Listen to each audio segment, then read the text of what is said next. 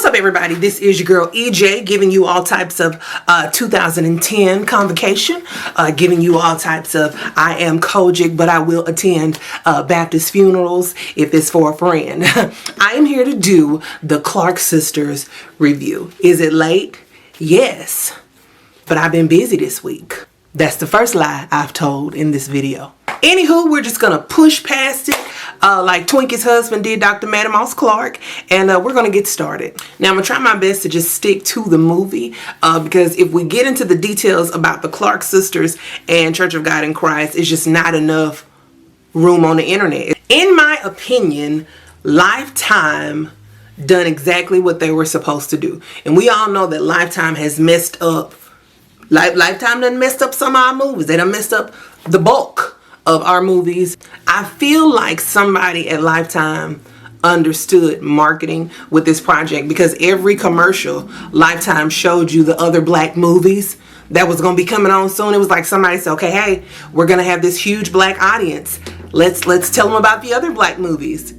So we can keep those numbers coming up, huh? Now, I'll say this. I feel like the movie should have been longer. To me, it wasn't long enough. To me, there was no time to really expound on the music and the lives of these women. And I feel like if Jackson 5 can get 6 or 7 hours, because that's a real long movie, then I feel like the Clark Sisters could have gotten them some hours or a mini series or something like that. I thought we would have seen more of the music.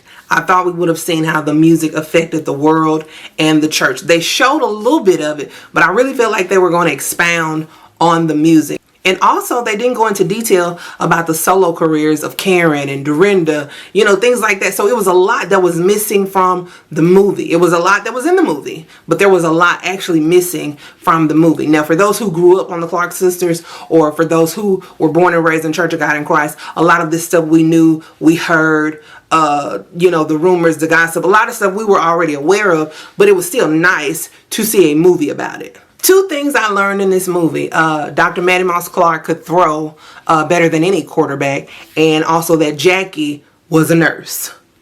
Jackie had the least amount of wardrobe changes because she was always in scrubs or nurse attire. I don't know why that was so important that we knew she was a nurse, but hey, I now know that she is a nurse. She's always been a nurse. She was born a nurse, and you know, she be nursing.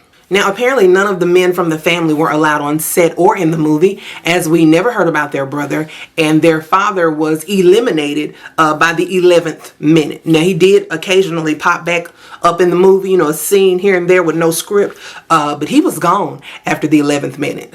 You know, he needed his wife to be present at that prayer breakfast. He'd say, Maddie, are you going to be at the prayer breakfast with the other wives? And Dr. Mouse said, and I ain't.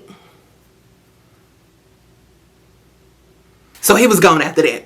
I was very surprised that they were as transparent as they were. You saw how hard Dr. Mouse Clark was. You saw how driven she was. You heard Twinkie say, you know, I don't know the difference between pleasing you and pleasing God. She was hard on those girls. She wanted them to thrive and succeed musically. You saw the domestic violence. You saw the abuse. You saw her get a divorce even after she had already been in a previous marriage. That was unheard of back then.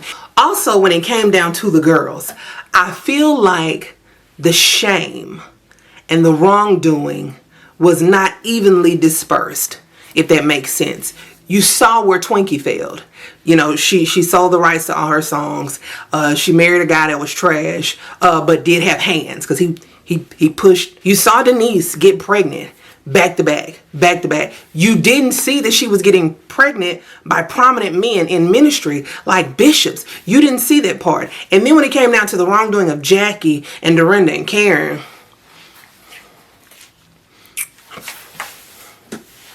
oh, y'all thought it was gonna be something wrong with? Oh, no, you can go to a commercial on that part, because we don't have no secrets. You saw the medical complications that came with Karen, you know, trying to get weight loss surgery. You know, so they told us, you know, a lot of their business.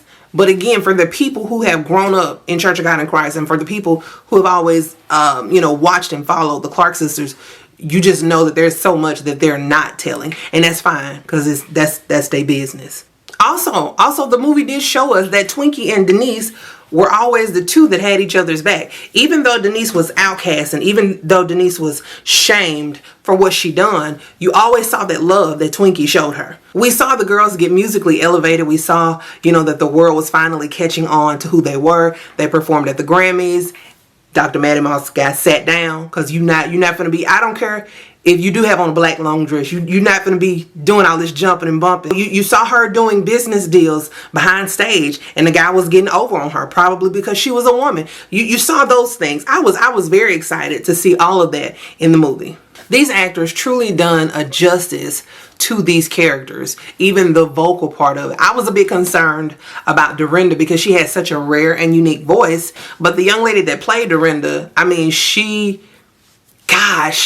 sounds so much like Dorinda. She really captured the vocal essence of Dorinda Clark Cole. Aunjanue Ellis needs her things immediately. She done an amazing job. She embodied the spirit, the essence, the everything of Dr. Maddie Moss Clark. And it was impeccable. It was a lot of stuff that they didn't show in the movie. They didn't show their individual careers take off. They didn't show Twinkie get the rights back to her songs.